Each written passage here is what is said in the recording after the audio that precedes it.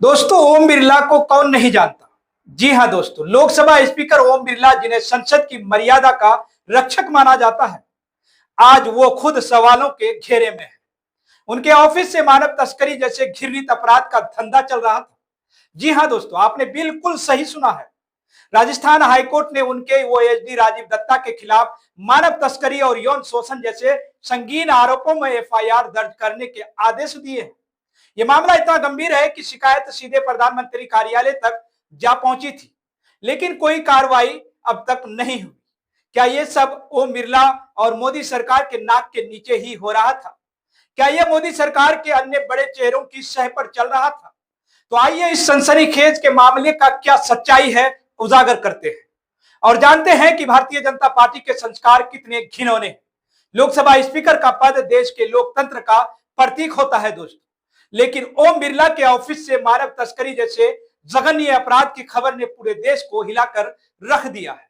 दोस्तों, राजस्थान हाईकोर्ट ने 4 अगस्त 2025 को आदेश दिया कि बिरला के ओएसडी राजीव दत्ता और अन्य अधिकारियों के खिलाफ मानव तस्करी के मामले में निष्पक्ष और गहन जांच हो। कोर्ट ने साफ कह दिया कि जांच तेजी से हो और पूरी गहराई के साथ होनी चाहिए। लेकिन चौंकाने वाली बात यह है दोस्तों कि इस मामले की शिकायत मार्च 2025 में ही प्रधानमंत्री कार्यालय तक पहुंच चुकी थी, लेकिन फिर भी कोई कार्रवाई अब तक क्यों नहीं हुई? क्या यह सरकार की मिलीभगत नहीं दर्शाता है? दोस्तों, याचिकाकर्ताओं ने पीएमओ को पत्र लिखकर बताया था कि उन्हें लगातार प्रताड़ित किया जा रहा है और झूठे मामलों में फंसाया भी जा रहा है। फिर भी मोदी सरकार खामोश रही।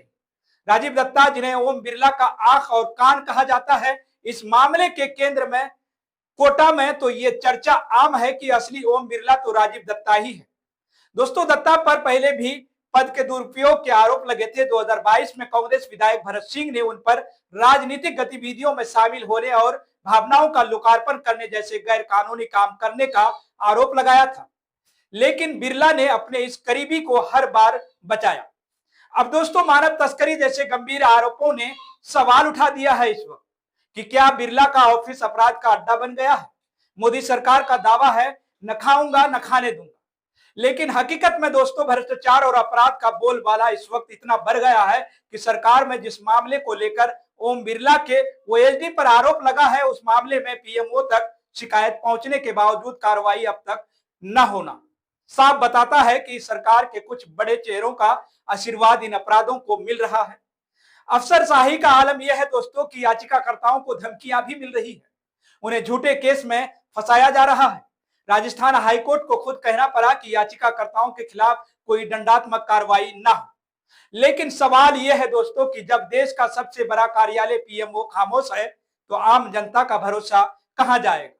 दोस्तों, मोदी सरकार में अपराध की तादाद बढ़ती जा रही है। 2014 से 2025 तक भ्रष्टाचार, सांप्रदायिक हिंसा और नफरत की घटनाएं चरम पर है। एनसीआरबी के आंकड़ों के मुताबिक 2022 में संगठित अपराध में 6.5% की बढ़ोतरी हुई थी। क्या ये सब सरकार की नाकामी नहीं है? दोस्तों, भारतीय जनता पार्टी के लोग बाहर से भले ही धार्मिक और देशभक्त देखे, लेकिन उनके कारनामे राक्षसों से भी बदतर नजर आ रही है। वही भारतीय जनता पार्टी है जो सरकारों की बात करती है, लेकिन धरातल पर इनके सरकार को देखें तो आपको पता चलेगा कि नाली के कीड़े से भी भारतीय जनता पार्टी नेताओं से स्वच्छ है।